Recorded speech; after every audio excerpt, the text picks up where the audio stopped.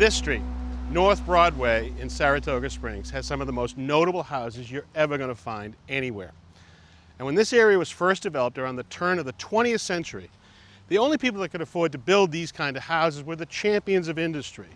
Just down the street is the person who provided all the lumber to the area, and the oil supplier was over here. Another mansion has the people who made the furnaces, the first furnaces and kitchen stoves. Well, the original property owner here invented a valve that we still use today in the modern fire hydrant, and we're glad he did. So Samantha, you are our local historian. Tell us a little bit about how did Saratoga Springs get this way? How did they get to be so many fabulous houses in one place? After the Civil War, this really became a destination for the wealthy, many who made their wealth from Troy, but also from New York City. And it was a destination for many to come to the races, to come gamble, as well as to enjoy the springs. Back when summering was a verb. That's right, exactly. So tell us about this beauty here. Who was the champion of industry that built this one? The property was purchased by Henry G. Ludlow, and he was known for a valve manufacturing, and he clearly made his wealth from that. And at one time, he was the largest manufacturer of valves and fire hydrants in the country, right? Correct. Yeah. Yes. He did pretty good. Yes, had a large factory. It started in Waterford, but then eventually moved to Troy. So there was that golden era, and then did it fall on some hard times for a while? Absolutely. It changes in the advent of travel, automobiles. You started to see the decline in popularity here in Saratoga, along with World War I, the Depression, World War II, the discovery that the springs weren't providing the health benefits that they once thought that they did. But you certainly have the buildings, and so when did the buildings sort of come back and get rehabbed and get so fabulous? I would say preservation is a part of what has brought Saratoga to be the destination it is now. Yeah. And it is, I would say, in the 1980s and 90s, through the 2000s, we've just continued to build and have a renaissance, so to speak. It's just a great feeling here. It's unbelievable. Everywhere you look, it's another treasure like this. We're very fortunate to have so many people, whether they're owners or business owners, that really invest in our community to make it special. You might have helped a little bit, right? I like to think so. For sure. All right, I'm going to go snoop around, if you'll let me, and see if I can find any plumbing artifacts. Please do. Thank you. When this house was built, it was the days of horse and buggy, 1904. So you can see in the very back there, you can see the original carriage house right there behind the tree. It's been turned into a private residence. And you can just imagine the horse and carriage coming this way, come underneath this porch, and right to a stoop right here where Mr. and Mrs. Ludlow could come and go from the carriage. Pretty cool. Ludlow's innovation was pretty simple, as many times innovations are. You know, the American cities were growing like crazy and they needed fire protection.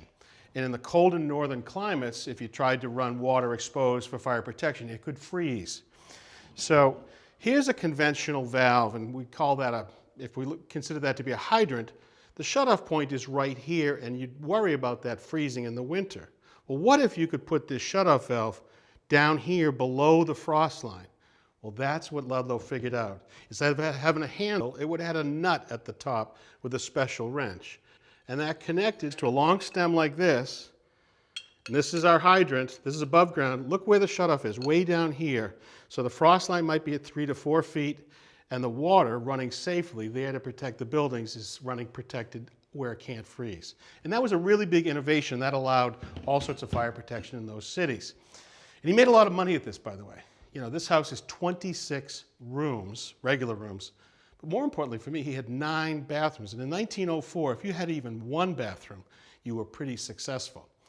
Now, anybody that made this much money from fire protection thought about fire protection all the time, including here in his own house. Down here in the basement is the mechanical room.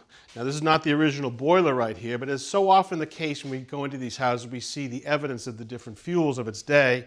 There's a coal bin over there. You can see the oil lines right here, since abandoned. Now you can see the gas right here. Look, this is actually what would have been used to open the door on the coal boiler to sort of shovel it in right here.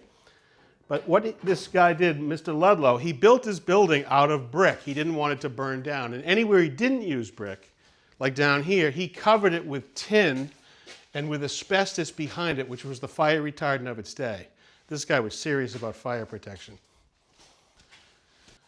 Now, on the other side of the basement is the remnants of an original icebox for this building. This house was built before modern refrigeration. So it's pretty simple. Galvanized box that came around here. There would have been hay that would have been built into here to act as an insulator.